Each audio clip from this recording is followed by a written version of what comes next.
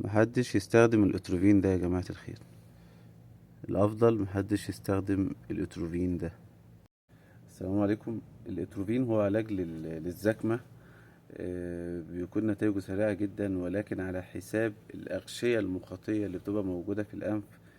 بيسبب ضمور للأغشية المخاطية، فده بيسبب بعد فترة الاعتماد عليه. أول ما توقفه تحس إن خشمك سكر تاني، فمش عارف تبطله.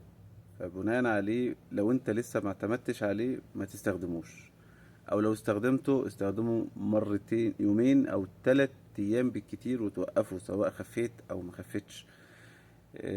وعلى المدى البعيد الناس اللي معتمدة عليه بيسبب مشاكل في البروستاتا عند الرجال. عند الرجال بيسبب مشاكل في البروستاتا. بعض الناس بيوصلهم لعمليات بسبب ضمور الأغشية المخاطية، بتوصل ينزل دم من الأنف. فالأفضل لو انت لسه الحمد لله ما اعتمدتش عليه تسيبه وما تعتمدش عليه. ولو انت اعتمدت عليه فان شاء الله الفيديو الجاي هنقول علاج الناس اللي اعتمدت على الاتروفين ازاي تبطله.